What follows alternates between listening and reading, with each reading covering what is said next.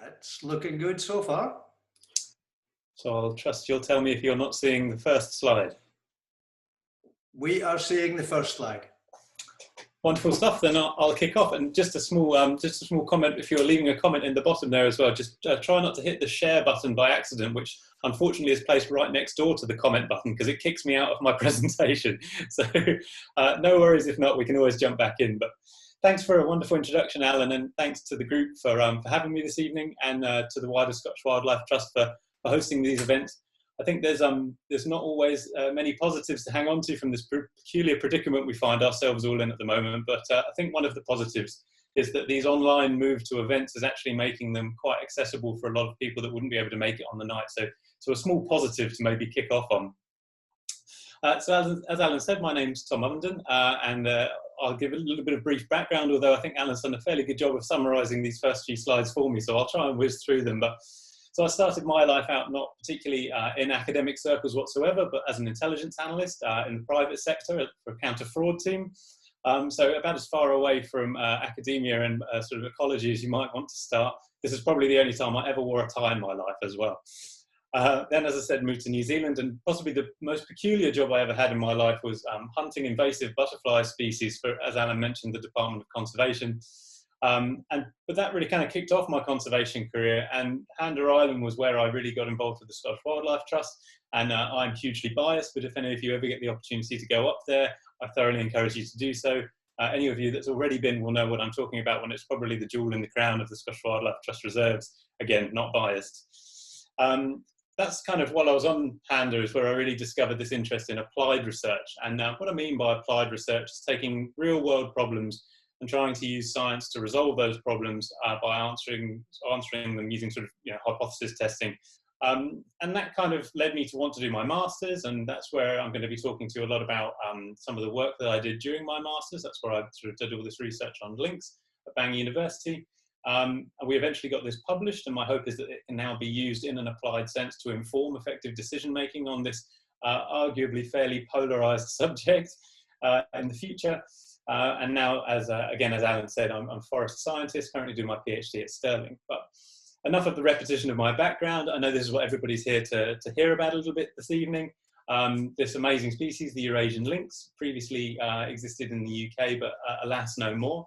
And what I hope to sort of do today is pick apart some of the sort of the controversies around the topic, talk about a lot of the real research that we've been doing, to sort of whether it's sort of feasible to reintroduce it or not. And hopefully we'll get an interesting spirited debate at the end. And so I think with all these kind of sort of slightly polarized topics, just having a chat about it is probably the best place you can start. And so just as a bit of a roadmap for tonight's talk, I'll try and provide a little bit of context.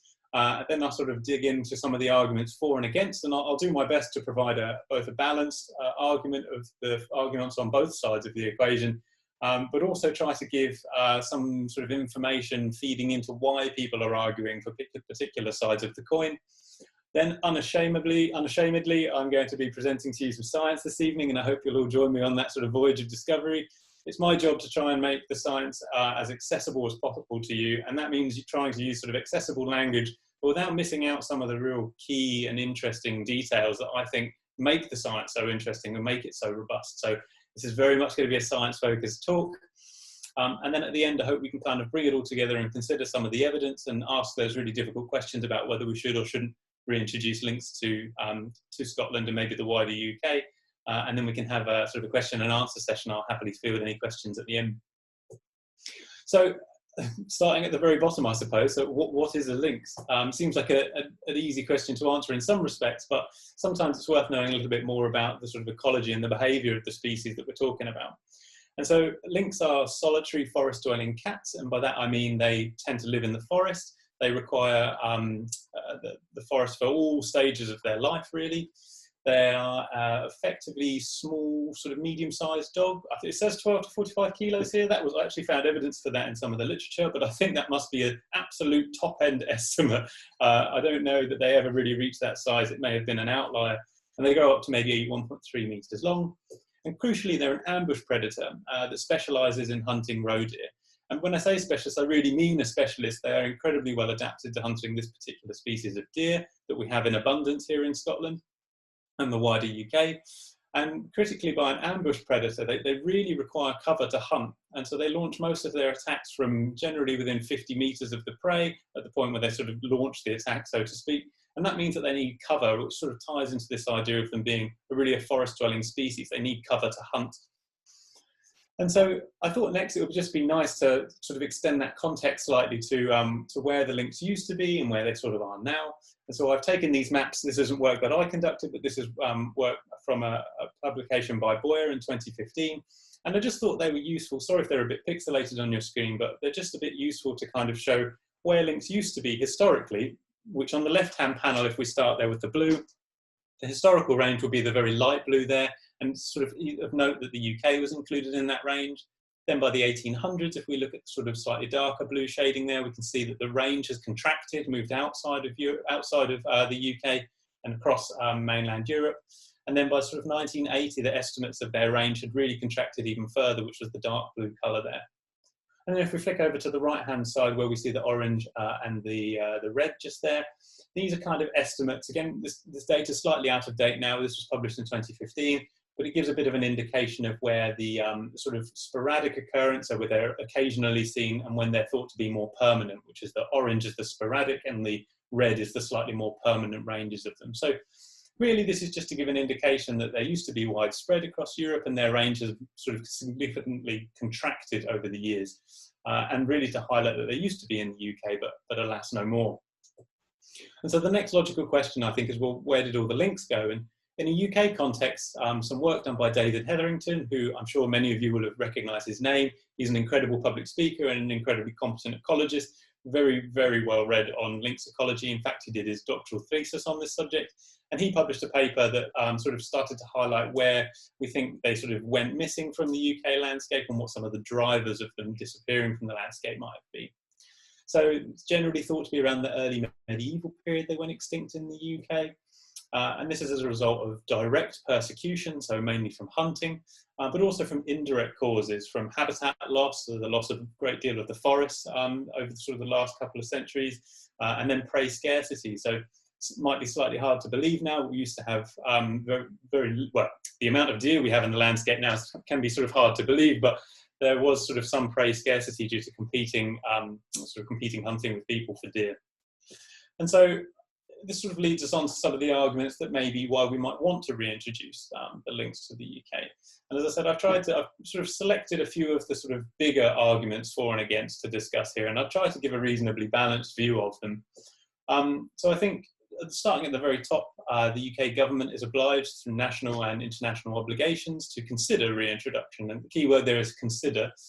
And this comes from things like the Habitats Directive from the IUCN, and in Scotland we're quite proud to have the Scottish Code for Translocations, which is, as far as I'm led to believe, a document that's really pushing forward as an international player, as setting the sort of international standard.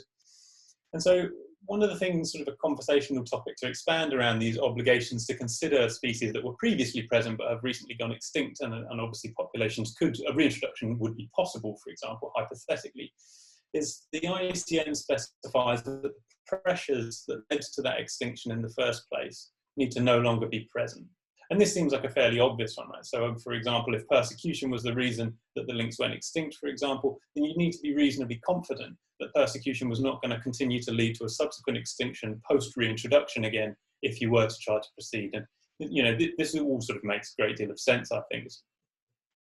So this is the big one, I think, you often hear talked about. And so the restoration are key ecological processes from reintroducing a top-order carnivore like the lynx. And so to sort of expand on this a little bit, three key points I think are linked to this that I've chosen to highlight here. It's predator-prey dynamics, trophic cascades, and habitat regeneration. And I'll cover each one of these in turn. So by predator-prey dynamics, what we kind of mean is that when you have a predator in a system, it shifts and changes the behaviour of prey species in the same way that the existence of prey in a landscape may change the behaviour of a predator. And so many people will be aware of the Yellowstone example where they reintroduced wolves to Yellowstone National Park. I think many people have probably heard of this example. And the idea here being that when they reintroduced wolves, it changed the behaviour of the elk, and they moved up the landscape, and it created what's sometimes referred to as this landscape of fear, where they changed their behaviour to try to limit the amount of exposure they had to predators in vulnerable areas of the landscape. So they moved from the lowlands sort of up the sides of valleys. And the product of that is supposedly that this change in behaviour meant that the forest in the lowlands was able to regenerate. And that obviously restored key functional processes within that ecosystem. And this is kind of linked to this idea of trophic cascades, which is effectively where you remove or add a predator in at the top of a food chain, and it has a cascade of implications down the food chain. So you can imagine what has happened where we've removed lynx and wolves and those top order predators from the food chain on our island here, there's no top-down regulatory predators keeping the prey numbers in check. And so what we see is a really exponential growth of those prey. So for example, the really large growth in deer numbers that kind of goes naturally unregulated in the UK. So similarly, the argument is that if you reinstate those top order predators, it kind of creates a new equilibrium where it brings down sort of and keeps a kind of a cap on the number of deer that are, or the prey species that are sort of the growth, keeps the growth under control. So interestingly, there's not actually as much evidence as you might imagine for the Yellowstone example. Some of it has been shown, but it's not been shown it's not been replicated in other systems as much as you might imagine, considering the amount of weight it's often given in discussions. Trophic cascades argument is a fairly well established principle in ecology, so that is very much something that would likely happen. But a caveat that's worth exploring here, I think, is that, as I mentioned earlier, they're very much roe deer specialists linked. And roe deer are one species that we have in Scotland, but obviously red deer are another species. And so red deer are much bigger than roe deer, and any impact that lynx would have on deer numbers would almost exclusively be confined to roe deer. So while this trophic cascade argument is true, and it would have an impact, the impact would likely be confined to roe deer numbers, not necessarily red deer. So it's just sort of that broader picture that's worth considering at the same time. From a habitat regeneration perspective, this again is linked to the sort of deer number argument that habitat is not necessarily regenerating or taking the same developmental paths that it might do because of the number of deer on the landscape. So deer preferentially or graze particular plant species, and they certainly eat young trees. And so the idea is that sort of the regenerating forest is not being allowed to get away because the deer are sort of actually munching away on the young trees, and possibly causing novel trajectories of vegetation to develop because they sort of eat away particular plants, and that gives room for all the other ones to fill that gap. There's also an economic argument, I think, that's sometimes posed, though not as often as the ecological process argument. And again, this is normally linked to deer control. So £9 million worth, I found a figure the other day, of damage to crops and young trees annually. And deer are also involved in 75,000 road traffic accidents a year. So one of the sort of slightly looser arguments, in my opinion, I think, is that if you bring deer numbers down, you possibly would see less road traffic accidents and less damage to young crops and trees. But again, I think that has to be contextualized within the impact that lynx would have only on one deer species, the roe deer, not necessarily the red deer. And so to give a balanced argument, it's really fair and essential to give sort of the other side of the coin equal ear. And I think that the one that won't come as much of a shock is the concern about the potential risk to livestock that the reintroduction of lynx might have. And particularly this is concerns about the predation of sheep. So this is an interesting point, and I don't think it's really a defensible point to say that no predation would occur. I think there is a risk to livestock there, and it is seen elsewhere in Europe. However, I think it's also, again, worth reflecting on the relevance of the studies that are often cited sort of as the risk to sheep. And often Norwegian studies are cited because they have particularly high levels of predation of sheep from lynx relative to elsewhere in Europe. However, the way that Norway, and I'm not an expert in this, but the way that Norway farm sheep is slightly different to how we do it here in Scotland, and sheep are generally allowed to roam within the woodlands. Obviously, we've mentioned earlier that lynx are an ambush predator that live in the woods, and so this naturally will increase the risk of predation of sheep that are in the habitat within which lynx are hunting. In contrast, we do a lot of open hill sheep farming in Scotland and here in the UK, and because lynx require the habitat and the forest cover in order to ambush prey, it is possible that we probably wouldn't see the same level of predation that's seen in Norway. That said, I think it's really important to recognise that these are genuine concerns from the farming community, and because they are genuine concerns, they deserve to be heard. And I think mistakes have been made in the past with not giving people the chance to voice those concerns. And I think really in Norway, for example, they even have compensatory mechanisms that enable people to then,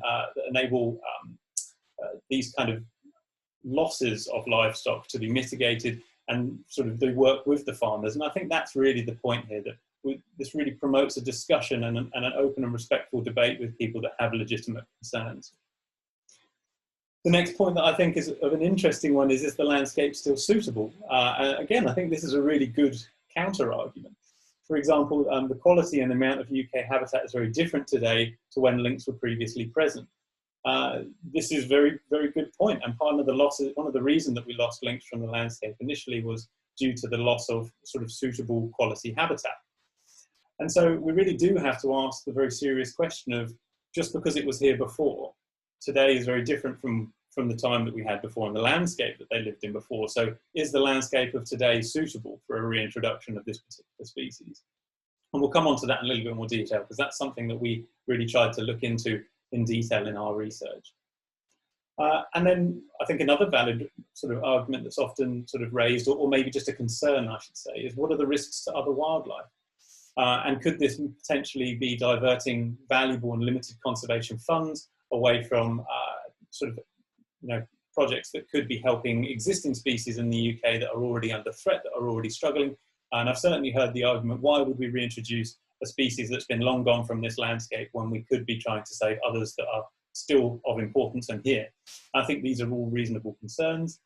From the risks of predation to other wildlife, already mentioned, I won't go over it too much again, but they're roe deer specialists. They will occasionally take other species, but I believe there was a study, so it's quite an old study now from the 90s, but they looked at nearly 1,500 sort of kills, if you like, from lynx, and only 1 capercaillie was taken and 3 foxes, I think. And so it really is true that the very dominant proportion of their diet is made up of roe deer. And in a landscape such as Scotland, where that prey is not limited, certainly not limited for roe deer in Scotland, it's unlikely that they would target other prey preferentially over roe deer. So then it's probably useful to reflect on what we do actually know. And I think it's fair to say that from different aspects of society, there certainly is an appetite for reintroduction, but it's also fair to say that public opinion seems pretty divided on this. There are concerns about the impact that a reintroduction might have, but no one's really done an impact assessment to see what that sort of, whether those concerns are founded or how we might get around them or how they might, what's legitimate about a reintroduction. And they're sort of uncertain as to whether current UK habitat or Scotland's habitat is actually sufficient to support lynx. But no one's really done a contemporary landscape scale assessment. And I say contemporary because, again, David did a lot of work during his doctoral thesis. But as you'll know, landscapes are pretty dynamic. There is a forest-dwelling species, and forests come and go. We have short rotation forestry on operation in this country, particularly with clearfell. And so even 30 years is quite a long time. And some of the data sets that we used in that original study were from the 80s. And so if there really is sort of a need for an updated understanding of whether the UK or Scotland is suitable for a reintroduction. On top of that, we have sort of advances in ecological theory and modelling approaches that enable us to have tools at our disposal now that we didn't previously.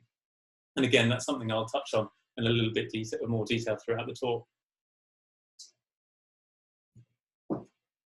So the next question, I think, is what do we need? And I think the first thing to reflect on is that reintroductions inherently are complex, they are costly, and they take an incredibly long time. And this has never been more true than it is for large carnivores. When I say a long time, I mean it can take upwards of 100 years to know if your reintroduction has been successful. And that's because these can sometimes be very slow to reproduce, these animals, and you need to reach a particular number within a population. This is simplified, but in order to know whether they have reached a stable sort of reproductive population that can sustain itself. And I think because of this, it's quite clear that really we need evidence to make effective decisions. And in order to collect that evidence, we need tools that allow us to explore different scenarios. And these tools need to enable us to do it quickly, safely, and inexpensively. especially relative to the costs and the complexities of actually performing a reintroduction, it makes sense to put the groundwork in first to make the sort of these decisions as effectively as possible. And so hopefully this is where we've come in, and we want to try and sort of shed some light on some of these questions. And I really wanted to put this picture in here, partly because it's one of my favourite places in Scotland, and bonus points for anyone that knows where it is, but partly also because it's the sort of habitat that if we were to reintroduce lynx, they would be dwelling in. And so to move into the kind of the research side of things, so the science that I've really been involved in developing, we had 4 really sort of key research aims initially. The first was very simply to sort of answer the question of if there was enough suitable habitat in Scotland to support a reintroduction, which potential release sites might be best. So some candidate sites had already been identified, but we needed to sort of be able to work out which ones might be useful or what might be best suited to a reintroduction, because we couldn't, for example, in reality afford to reintroduce from all 3 sites. We needed to sort of work out, or we wanted to understand, if there were distinct habitat networks across Scotland, and critically whether there are any barriers to movement or dispersal of these particular, or the population establishing once reintroduction had occurred. And finally, we kind of wanted to develop a tool that could not just be applied to the reintroduction of lynx to Scotland, but could also be used for the conservation planning of other species. And so this is kind of the journey that I set out on for my master's. And our approach was reasonably simple, and I've tried to break it down sort of as best I can here. But in effect, we needed to first identify a suitable computer model that enabled us to answer these questions.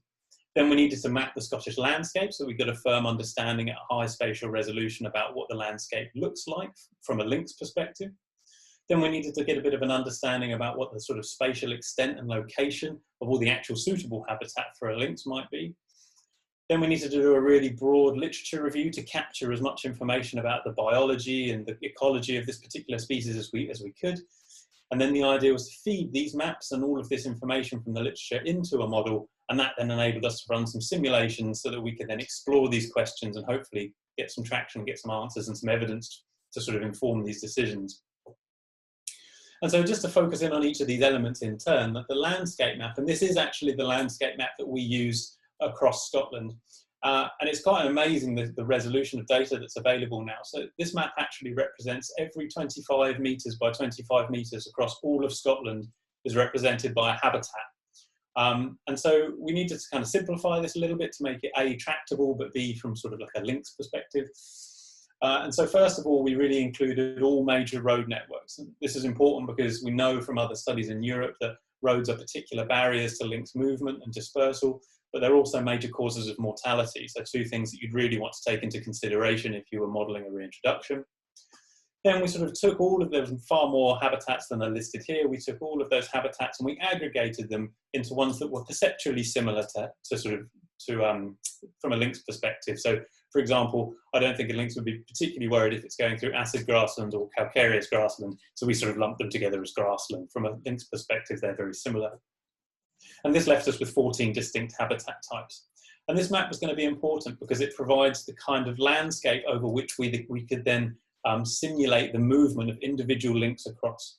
And this is important because you think that actually grassland might be easier to move through than fresh water, and maybe forest might be more important habitat than grassland. And being able to capture the actual habitats on the ground of Scotland as they really are now meant that we could explicitly model this and take this into account in the sort of the model that we were building. So now we've got our sort of underlying landscape map. Now we needed to build a habitat map to sort of identify where all the actual sort of habitat that they could use were. And we did sort of 3 things here. So we took into account buffers around suitable habitat, barriers that might sort of bisect and cut up suitable habitat, and then sort of identified some basic requirements that lynx might need before we could say that's going to be a suitable patch for a lynx to call home. And this is a bit of an example of one patch, for example, so the woodland being the green area inside the yellow, and then we put a buffer around that green area just to sort of take into account that they probably use that area on the edge of particular woodland patches. And then we put some minimum sort of basic requirements. And this was just to make sure that we were definitely getting patches of a suitable size and quality to actually support a lynx home range, to make it realistic. And so, for example, we put into place criteria where we only included patches as suitable for lynx home ranges that are above 45 kilometres squared, as continuous habitat. They had to have a minimum woodland component of greater than 24 kilometres squared, and there needed to be a reasonable amount of forest cover. So we chose 38%. And again, this was informed by literature that we sort of had seen with Lynx studies elsewhere. And so all this kind of came together, and we have 53 patches across Scotland, which is what you're actually seeing there. So they're the actual shape, size and distribution of the suitable habitat patches across Scotland, that if a lynx landed in there, it might think that's reasonable, I'll call that home. And so then we kind of needed to select our model. And so the actual name of the model isn't too important, but it does have some qualities that we'll explore that make it particularly suitable and really interesting with the complexity with which can be incorporated. And so we've got our landscape map and we've got our habitat map, and we can feed those into our model. So that's great. We've got that component sorted. And so the next part was the literature review that we needed to do, to really capture all of this information about the actual species itself, so that we could be reasonably confident that we were setting parameters and values within our model that would actually represent how a lynx would really behave in this landscape. And so this model is spatially explicit, which is just a fancy way of saying that it actually takes into account the space and the landscape around it. We were able to capture the way that this species actually moves across different habitats. Critically, and I think this is a really important point, that every individual within our model was treated as an individual. It wasn't a deterministic process, so to speak. So every individual didn't always behave as every other individual did. There was randomness built into the system. And this allowed us to really reflect reality in a lot more detail. So each individual behaves in its own quirky sort of ways, although constrained within certain parameters. We included demographic data as well. So this is things like births and death rates, just to make it, again, accurate to the particular species. And crucially, we were able to capture dispersal. And this is where one of the strengths of this particular model was. And by dispersal, I mean there's three distinct phases of dispersal. You can imagine leaving your hometown, then you have this sort of phase of exploration where you're trying to find somewhere where you might want to settle down. And then the third phase is actually settling in your home patch. And so we can cap these three phases in ecology are quite distinct, and there's distinct pressures associated with each phase. And we're able to capture that realistically in our model. And so we fed that into the model too. And at this point, you're probably thinking, so what does the model actually do? And that's a fair question, I think. And I've tried to think about how to summarize this as best I can. But in effect, running a model like this enables us to take real data that we know about the particular species, take all of the ecological theory and how we understand species to move, how they interact with the landscape, and take a real landscape as we know it to exist on the ground, combine it all together, and then run simulations. And we hit play, basically, and we see what happens. And then it allows us to run multiple simulations. And then over the course of multiple simulations, we can build up a more comprehensive picture about what would likely happen in reality.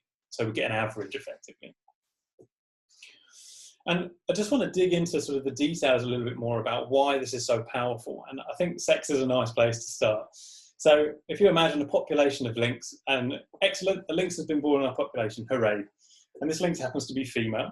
And in reality, in the wild, as we know from literature and other studies, we know that when the female lynx is born, it has a 40% chance of leaving its sort of home range and setting off into the world and setting up its own kind of, its own home range, so to speak.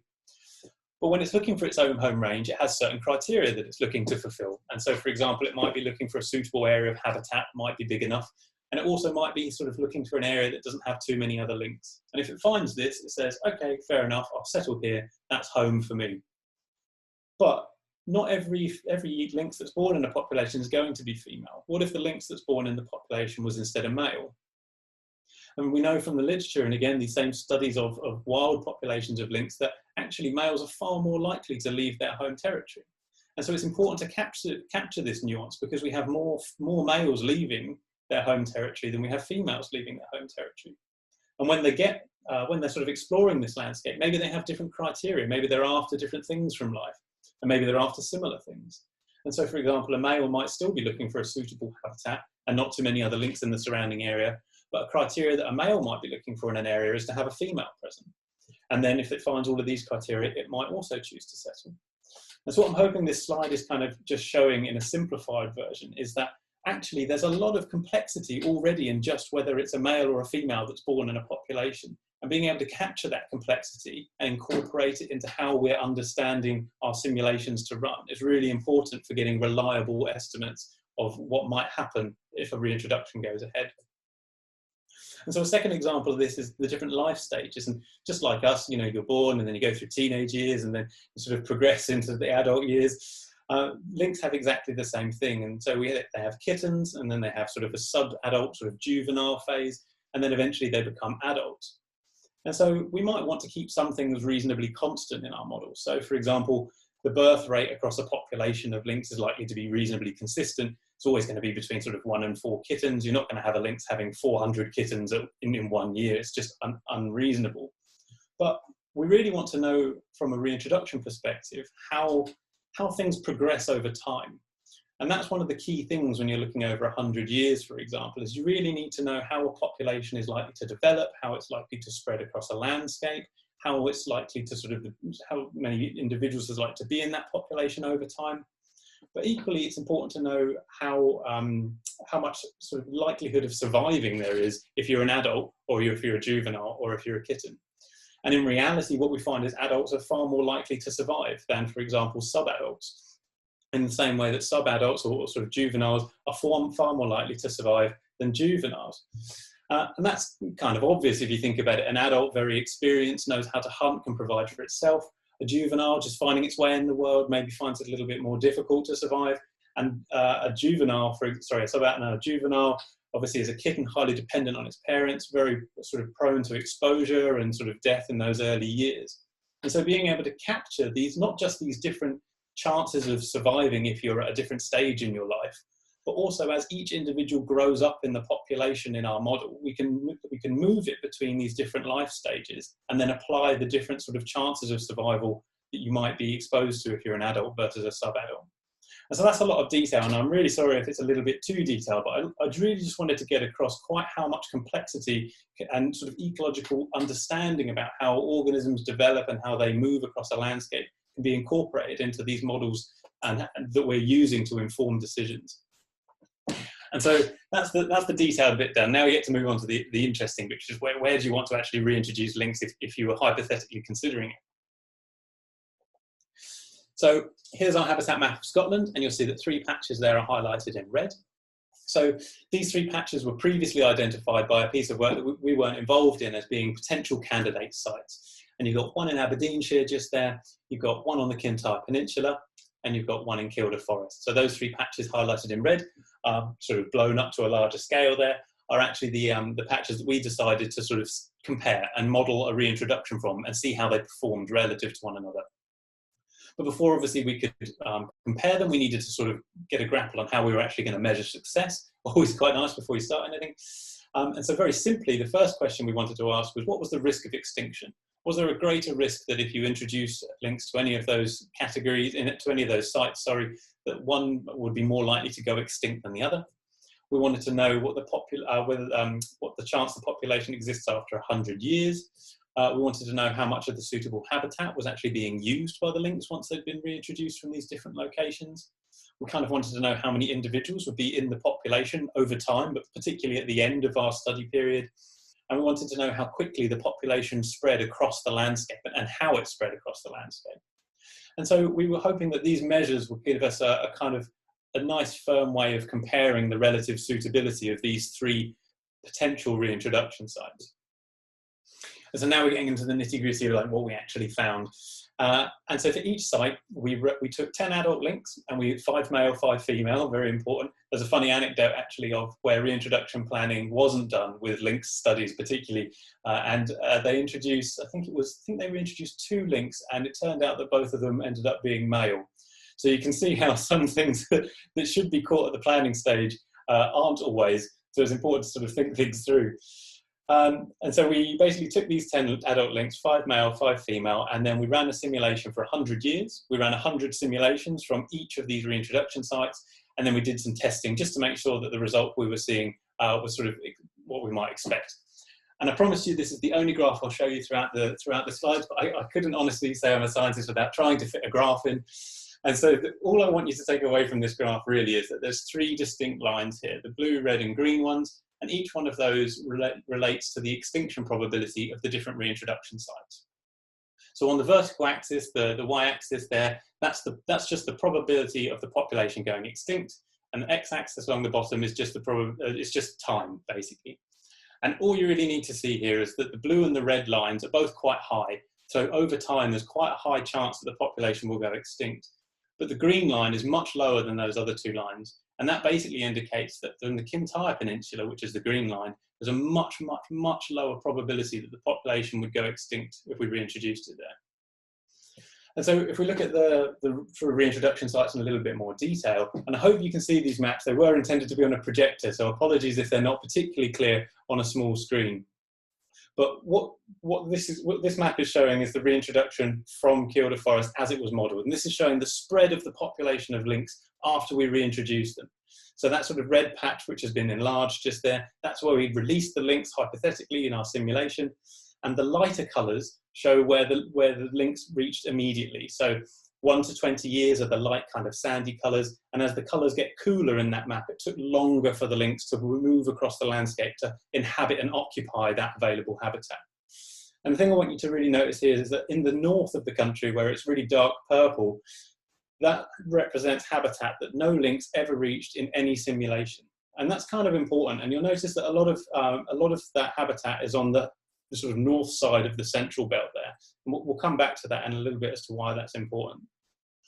So the Kielder Forest reintroduction, only modelled, when we modelled it, has an average of 21% chance of reintroduction success. There was only 19% of all the habitat that was available in Scotland was ever actually occupied by any lynx. And we started with 10 lynx and we only ended up with 55 in the population at the end. And so I think what I hope this sort of shows is that actually Kielder Forest, which was very seriously being considered as a reintroduction site, when we modelled it and incorporated all that complexity, only gave us a 21% chance that any reintroduction there would succeed.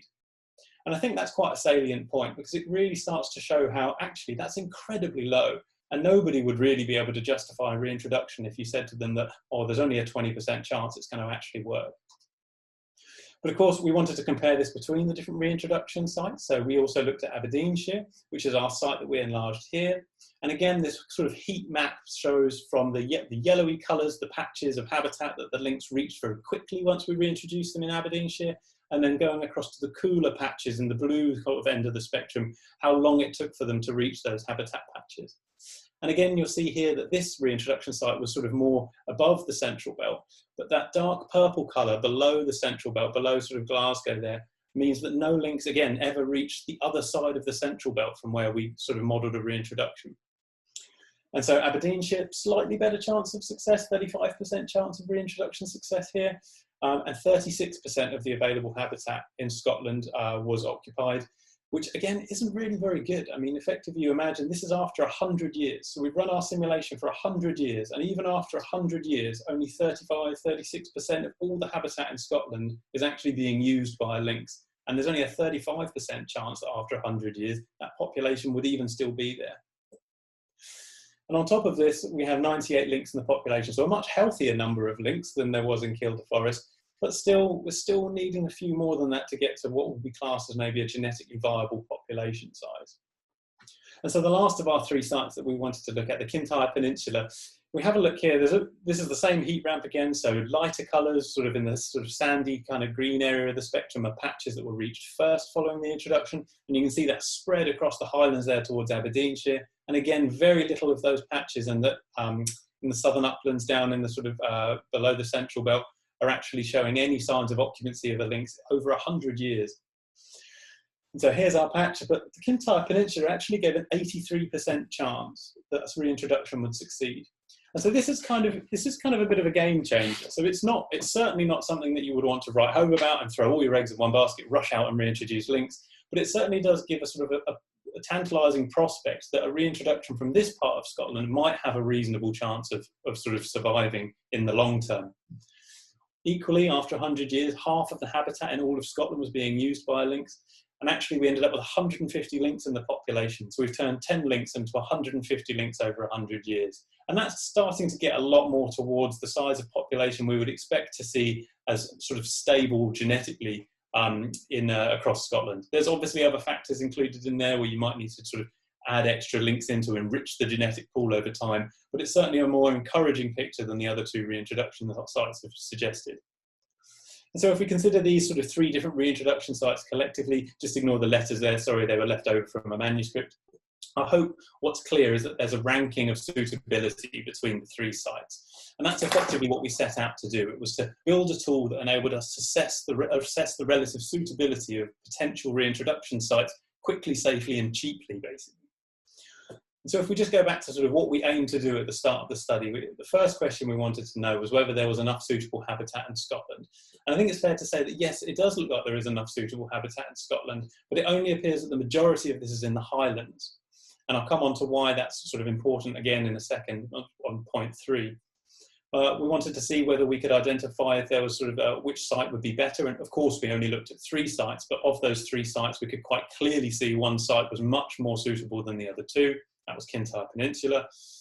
And were there any distinct habitat networks or barriers? And I think this is a really interesting question and something I tried to highlight by that dark purple area on the maps and the central belt sort of seemingly blocking the movement of lynx across the landscape. And I think it's quite clear, certainly from my perspective from this modelling, that the central belt provides a really solid barrier. The lynx really struggle to cross that barrier successfully.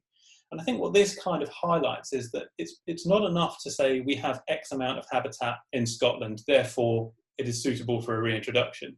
It's the connectivity of that landscape that also really matters. And so while you need enough habitat, it also needs to be adequately connected for it to be actually useful, if that makes sense. And so with all of the Highlands being effectively sort of isolated from all of the southern uplands and down in the Kielder Forest area, all that habitat becomes effectively useless to the lynx depending on which side you reintroduce them. I think that's a really important point that came out of what we were doing. And sort of definitely reaffirmed some of the work that David did a few years back. And we also wanted to develop these tools that could be used for other species. And I think what we kind of demonstrated was that this kind of modelling framework, it's quick and it's safe and it's inexpensive. I mean, this was my master's work, so technically it cost no one anything other than me. And it really allows for us to explore alternative management scenarios, different reintroduction sites, and could feasibly be applied to many different species. And so just to kind of sum up what I've been talking about this evening, I appreciate it's a lot of information, but I hope it was reasonably digestible. Scotland does appear to be ecologically suitable, and by ecologically suitable I mean that it appears from our modelling study, and there would need to be more work on this, that there is a sufficient amount of interconnected habitat in Scotland. But, and I can't stress this enough, this study is a single piece of an incredibly complex jigsaw, and I really can't overstate how much this is just a single piece of evidence that informs a much wider debate.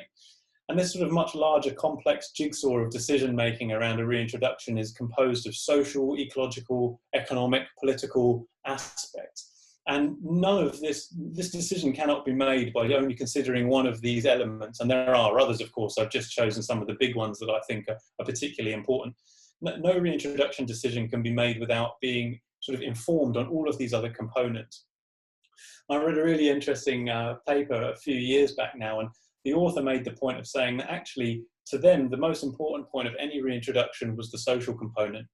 And the more sort of work I've done on this, the more I've come to really understand that why that's true. And I think, you know, if you cannot get people on board or people do not want to see it happen, then there really is no point in going ahead with it. And so this polarity that we have in the debate as to whether we should or shouldn't do it really needs to be resolved before we can kind of push forward.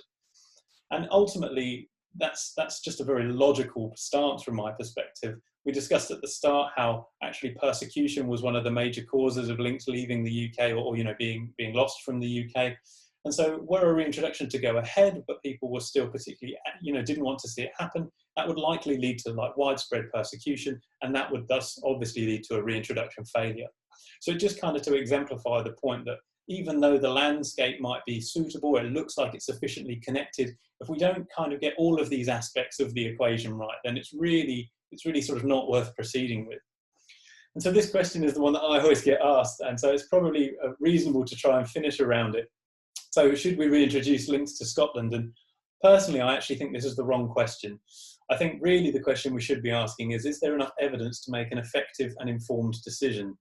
And maybe this is, my opinion on it is that we're not there yet. I don't think we have enough of those other pieces of the puzzle to make an informed decision as to whether we should go ahead and do it or not. But I think this is probably quite a nice comment just to leave at the end to stimulate a little bit of debate. So special thanks to all of these amazing people. As with all science, it's never one person. It only ever happens because of a collective team of people that bring it all together. And this project certainly wouldn't have happened without all these fantastic people. So thanks very much to these wonderful people. And thanks to you all for listening. And thanks for your attention. And I'll take any questions.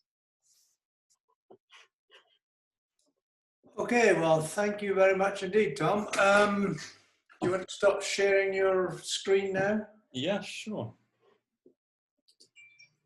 Right, I've been trying to keep track of all the questions so far, and we've got 15, 16 so far.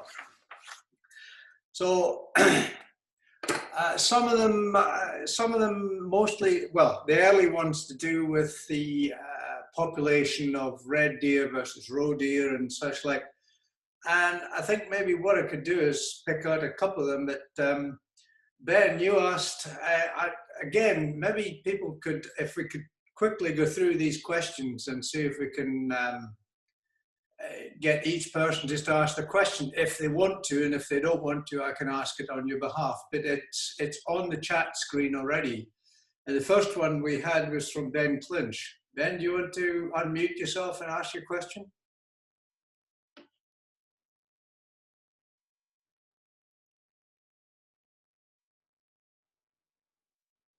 No. The question, Tom, was, with the growth in lowland red deer, is there a possibility that woodland damage would just be done by reds rather than roe? Yeah, absolutely. And I think that was one of the points that I tried to sort of allude to a little bit, that actually the deer populations are so high anyway. I'm not sure what evidence there is as to where the browsing pressure comes from. That's possibly just a knowledge gap on my part. But both species would be browsing deer. It's quite possible that if we were to reduce deer numbers as a result of the reintroduction of lynx, that space would just be filled with more red deer. No one's done this work, and I think that's a really interesting point. That there is a lot of supposition that the reintroduction of a lynx would have a positive impact on roe deer. I think there's a reasonable amount of evidence to support that would be, a reasonable conclusion to come to, but no one's tried to really quantify what that impact would be either. And so, to say it's having an impact is one thing, but to actually try to measure that impact is another. Is it a meaningful impact, or is it a meaningless impact, for example? And so, yeah, I think that's definitely an area that we could do with a significant amount more research before we sort of really put all of our decision as to whether to do it or not on particular arguments, so to speak. Another question from Keith was, would the lynx predate on red deer? No, basically is the short answer. They might get young ones, for example, from time to time, but the probability of them bringing down a large male or female red deer would be quite low. I mentioned a study during the presentation about other sort of a large study that looked at maybe 1,500 kills or something. There was one red deer in all of that, and I think it was a young one. So, the numbers would be very, very small from what I understand. Just another quick question from Colin Shepherd was on, is the lynx have any effect on the wildcat? Yeah, another really good question. And I think in that study that I keep referring to, there was one death of a wildcat that was linked to lynx out of 1,500 odd deaths. So it is possible. It is going to be very small numbers if so. I think the other thing to also consider is that all the sort of literature that I'm talking about, and this is a limitation of the study that I think is really worth mentioning actually, is that all the literature that we've used to inform the parameters of the model that we've run have been taken from Europe, because that's the best we have. It's quite possible that the lynx in a Scottish landscape wouldn't behave exactly as they did in a European landscape, because there are clear differences, and they are probably going to adapt their behaviour to accommodate the landscapes of Scotland if they were reintroduced. So I wouldn't say that there's no risk to wildcat. I don't know if we necessarily have a firm grasp on how many wildcat there are out there, and of course the risk would partly be related to the density of the wildcat. So I wouldn't write it off as a possibility, but my gut feeling would be that it will be a very low risk. Okay. Well, next question I had was just running down the list here. Have diseases been considered? Any introduced or those present, would they affect the wildcat? Sorry, the lynx. Quite possibly. I mean, with reintroductions these days, they're heavily screened. The animals will be heavily screened before they come through. You know, they'll probably go into a period of quarantine. They'll be sort of given all incredible veterinary checks and stuff. You know, I've not been involved with a reintroduction. This is just from reading. So I think it will be a low probability that they bring something with them. But it's possible they could contract something over here, and hence why I mentioned that the population might need to be enriched at some point. It's quite an unknown, that one, I think. So it's possible, I suppose, is what I would say, but not something that I know anyone's really looked at. Okay, there's a question here from Tim about, again, on the same sort of topic in terms of predation and such like. And then after this one, we'll move to your software and your modeling, because there's quite a few questions about the software and the modeling and such like. So we'll cover that. This one is from Tim about lynx eating pregnant red deer in the old growth native forest in Poland. So what research, is there any research that must happen to persuade farmers how often they'll take sheep when the roe deer have been frightened away? So, sorry, what was the question there? There was a point about pregnant red deer, and then... Tim, do you want to unmute yourself and ask your question? Maybe I'm not expressing it very well. Well, it's okay.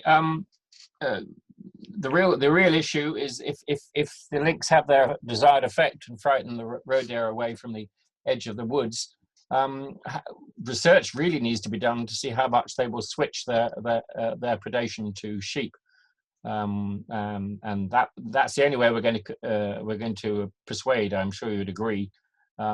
The farming community to allow lynx. They would have to have a suitable recompense management regime if sheep were taken. But the real issue is sheep farming, and I suspect, Tom, that not much research has really been done about the shifting dietary habits of lynx, unless you know better.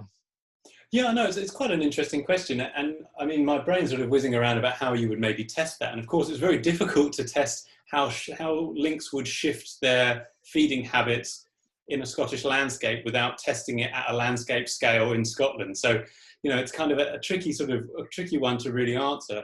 I'm not as well read on the predation effects and shifts in predation on sheep as maybe others may be. I tried to make the point there about some of the literature about them being sort of the differences in farming practice in Norway, which are commonly cited because of the large kill rates of sheep relative to other areas of Europe. But I think that's a key point to maybe answering your question, is that in other areas of Europe, they don't see really high mortality rates of sheep.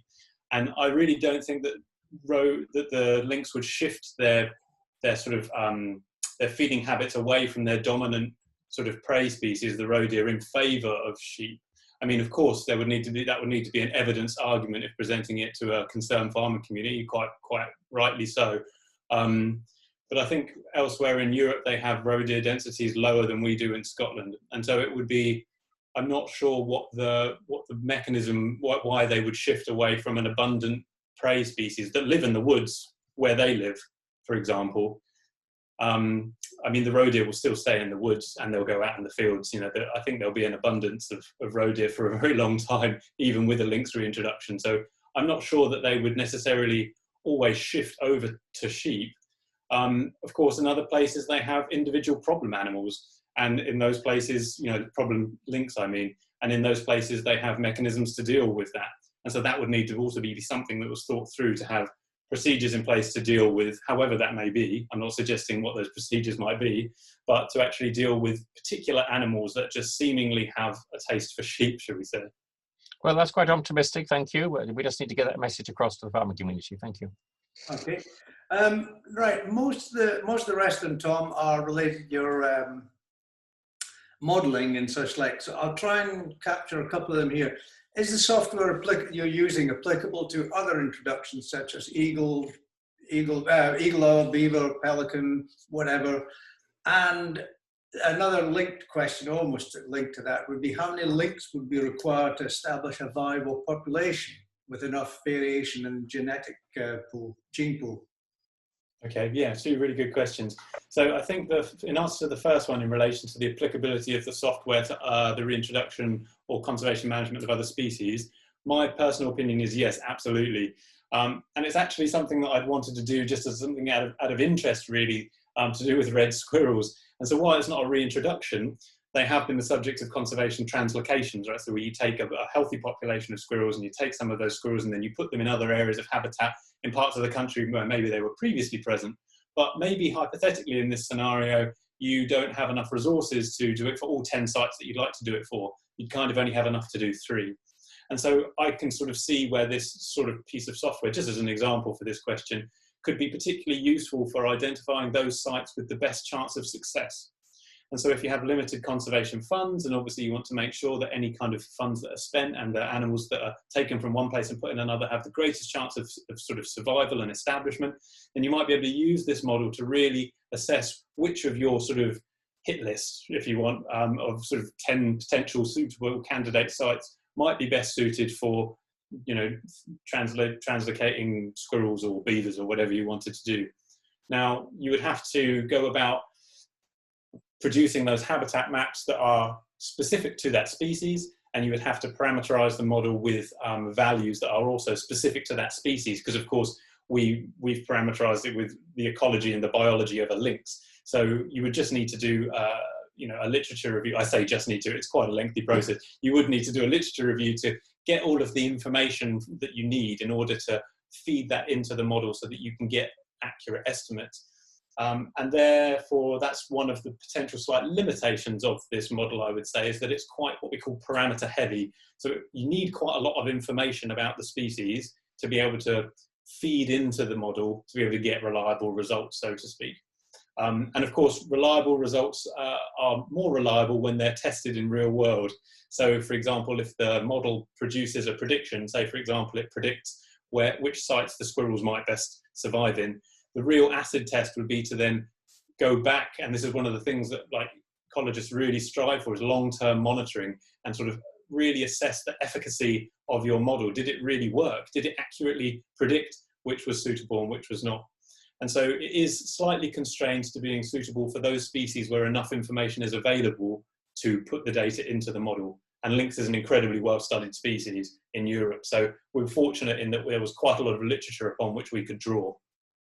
In answer to the second question about what would be a genetically viable population size, it's a good question.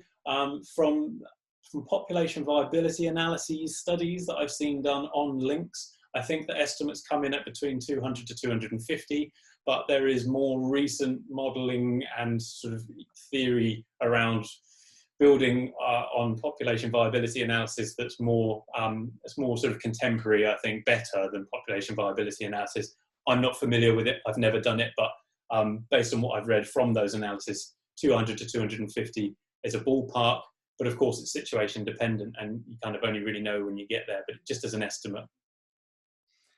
A couple of questions come in about your Kielder modelling. Why did you not take account of any areas south of the border, or did you? Great, it's a great question. I was waiting for somebody to answer it. Yeah, this is a limitation of doing a master's project. So obviously I had a very short period of time in which to do this. Now there's a couple of answers. So the first answer is sort of geopolitical, if you like. So the environmental policy has devolved to Scottish Government. And so therefore environmental policy decisions in Scotland don't necessarily reflect those in England. Slightly, I think, to counter myself, it's a bit of a moot point because of course lynx won't respect political boundaries, they'll just cross into the other side of Kielder Forest. The other sort of reason we didn't extend it any further, we had to make a decision to draw a line somewhere basically. We either did the whole of the UK or we did Scotland. And so the obvious place to draw the line was the political border, which did bisect some of Kielder. And so we do admit in the publication, or we do sort of highlight that actually, if you were to run this on a full UK perspective, you would want to include the English side of Kielder Forest in it too. I did do some subsequent preliminary analysis to look at how much additional habitat was included if you just included the Kielder Forest side of, the English side of Kielder Forest, and really add such a minimal amount of additional habitat in comparison to the overall availability in Scotland, that I expected to have a negligible effect on the model output. And to support that, I think the point that I made and the point that the model makes about that barrier between across the central belt that really stops lynx moving north to occupy all of that suitable habitat north is the real problem. You can add a bigger Kielder forester if you like, but it's not going to mean that they're able to cross that barrier of the central belt and head further north. And south of Kielder Forest, there's not really a great deal of forests just yet. I know they're trying to sort of plant the northern forest, and so maybe in the future that will be worth doing, but there's not. The north of Scotland and the Highlands is where it's our highest density of woodland and thus suitable habitat is in the UK. And so it was a reasonable place to draw the line based on the constraints that we were working with.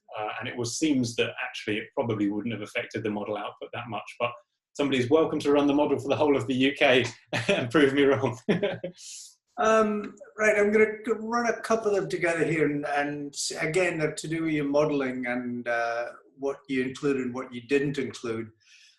Does it take into account possible changes in habitat in 100 years' time? No, and another really less overgrazing. Is it possible the red deer population could increase? Have other areas of Scotland been run through the model to see if there are more than 3? And has any learning been factored in from the introduction of sea eagles and beavers? And one other question associated with your modelling is, does it matter if it's commercial or native forest? Great. So a number of questions there that all to do with your modelling and how you've done it. That's important. Okay, I've made some notes, so I'll try and answer them in turn. Forgive me if I've missed any. Do call me out if I've missed any. So habitat change over time is the first point that I'll cover, and that is an excellent question, and actually something that I would like to do as a subsequent project. And so I mentioned at the start that one of the reasons that we wanted to redo this was because some of the data that had informed the historic sort of assessment of Scotland's suitability was sort of 30 years old, and that was one of the justifications.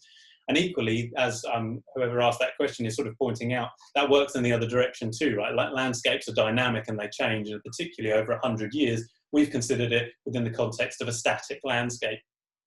That's obviously not accurate. And so what I would like to do, and if there's anybody out there with a small pot of money that would like to fund master's research projects to do this, then please do get in touch, because I've written the project proposal, I just need to find some funding for it. It's to actually try to incorporate how we expect Scotland's landscape to change over time in our future modelling of, say, after 10 years old, we expect these forests to have grown, these to have been cut down, and then try to just get a handle on how that landscape is likely to change over time. And I think you probably appreciate that this is a really hard thing to grapple with, because you're effectively being asked to predict 10, 20, 30, 40, 100 years into the future, not just how much forest we will have, but where it will be and what its quality is, how big it will be and what shape it will be, and how it will interact with other areas of the landscape. I mean, in some sense, it's impossible. You just have to give a best estimate. But I think it's possible that we should be able to firm up estimates of how we expect the landscape to change and roughly where we expect it to change in the next 20 to 30 years. And so I think that would be a really interesting piece of subsequent work. And it does need to be taken into account when you sort of think about interpreting these results, in that, you know, those forests will change, they'll come and go, and particularly with commercial plantations, some of those will be felled, but many of them will be replanted. And so we can be reasonably confident in the UK, unless there's a change in policy, which current forest policy requires you to restock a site. You know, once land has gone over to forestry or is in is a woodland, it's very difficult for it then to not be woodland anymore. So we can be reasonably confident that the area and location of land that is currently forest will continue to be forest in one way, shape or form, whether it's young, regenerating, replanted forest or mature sort of stature trees, will continue to be forest into the future. The real question is, where does new forest pop up and how does that change the connectivity of the landscape in the future? It's a very good question, and a good limitation of the study and a good piece of future work. Leading into that, I think... How about climate change in terms of how that affects things? Well, gosh, yeah, I mean, that's another compounding factor, isn't it? Because that, I mean, a lot of the work that I'm involved in now in my PhD is looking at the climate sort of susceptibility of particular species that we're planting in this country for the medium, the future term. Trees, that's Yeah, possibly a question. Sorry, Tom, there's a number of questions about the ecology of Scotland changing in the next 100 years, the climate change, how it affects your modelling, and the reintroduction of something like the Lynx. Yeah, and if I could just tick off the last 3 questions, otherwise I'll lose track if that's okay. So that point leads into the commercial forests being more or less important than native, for example, forests for the habitat use of lynx. There's not that much literature that I could find on this, but it seems that they use reasonably happily lots of different types of forestry, or different sort of developmental stage of forest, or broadleaf or coniferous forest reasonably well. I think there was an ACOM report published that seemed to imply that they use commercial forests, very easily, just as well as they use native sort of broadleaf, sort of mixed conifer forests, if you like. But then I think there's also an open question there about, well, the way we practice forestry in the UK isn't necessarily the same as we practice it on the continent. And so, big monoculture plantations, is that actually the same as the European studies from which we're deriving our estimates? So again, that's a good question. My feeling is they use forest for multiple areas of their life stage. There is probably a spectrum of quality, but they use different parts of the forest for different aspects of their life history, if you see what I mean. So they'll use different bits for hunting and different bits for den building and sort of different bits for movement maybe. And so yeah, some unknowns there, but I think generally speaking, the forest is their primary habitat, but a bit of structural diversity is probably good for habitat quality over just habitat existence. Would red deer increase? I think we slightly touched on this earlier. I think it's possible that you would create sort of like if you reduce roe deer numbers, the red deer numbers would increase, but I'm not a deer ecologist, I'm afraid. So that would be something I wouldn't want to comment too much on, other than to say the impact would be on roe deer, not on red deer, as far as I'm aware. Have lessons been learnt from other reintroductions from sea eagles and other species, for example?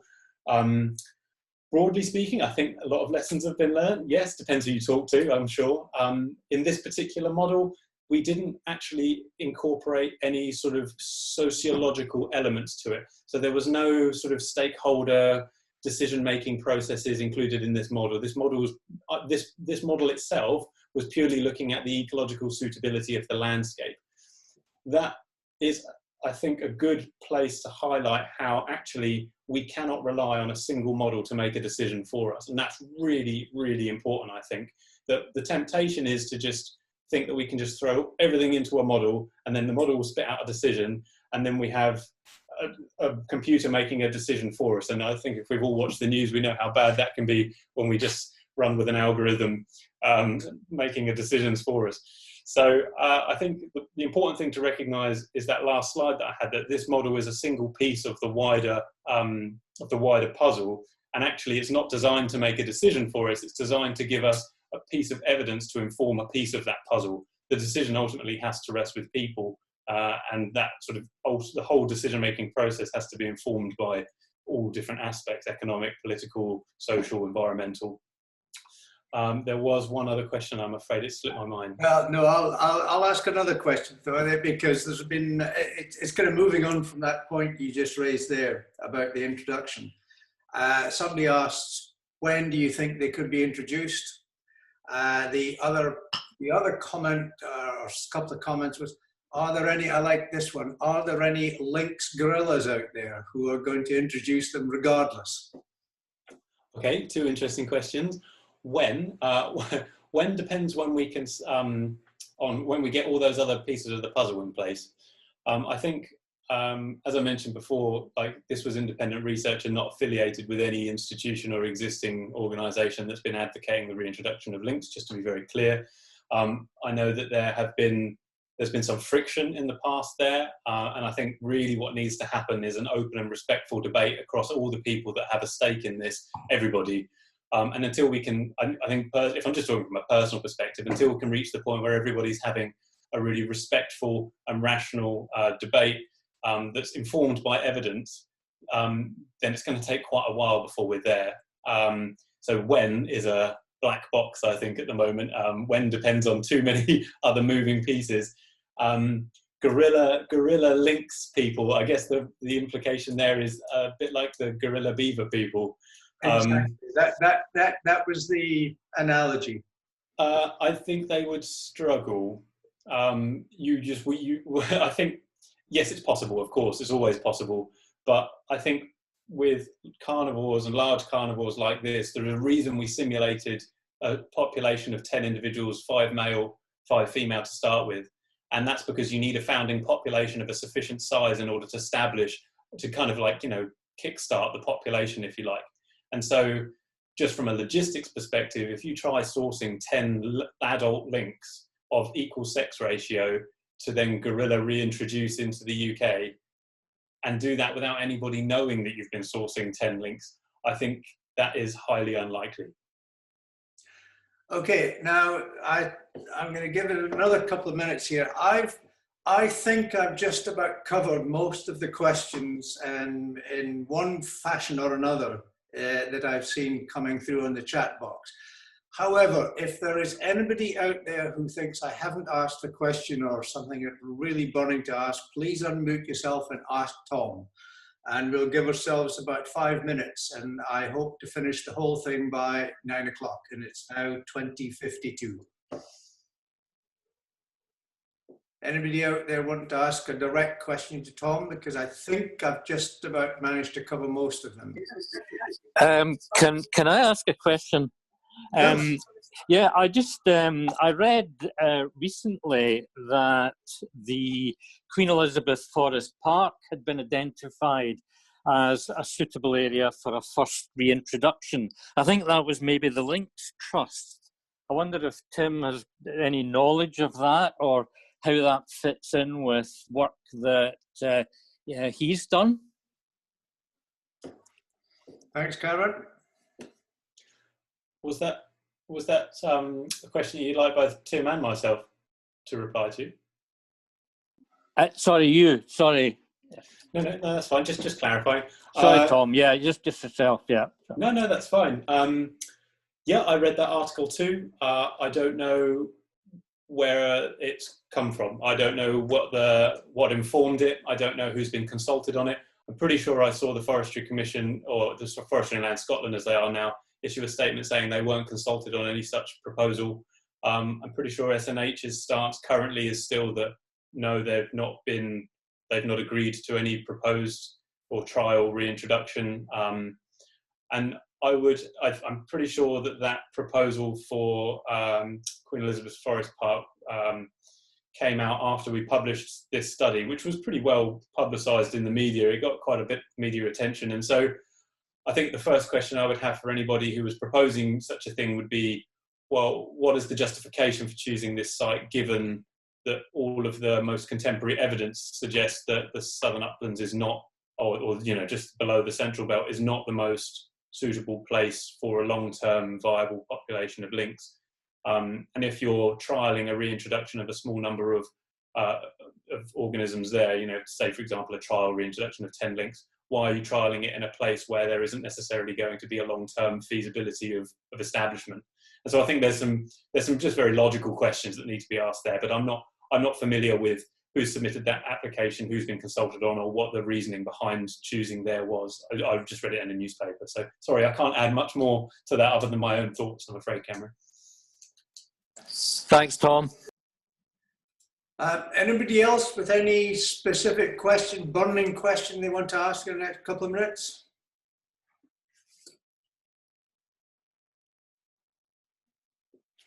No? Okay, well, what it means for me is, Tom, thank you very much indeed. We've had some very good feedback. I will send you a copy of the questions. Yeah, that'd be lovely, thank you. On the questions and the comments. I've saved them so that I can send those on to you. And maybe if need be, you can go through them. And if somebody feels like they haven't had an answer, we could get back to them at some point. But just really, thank you very much indeed. It was a great presentation and very well balanced. And before everybody signs off, what I'd like to also ask, we have our next talk in December. but we would ordinarily love to have a talk in November. It's the 3rd Thursday of November, and unfortunately our speaker for that has not manifested or not become manifest.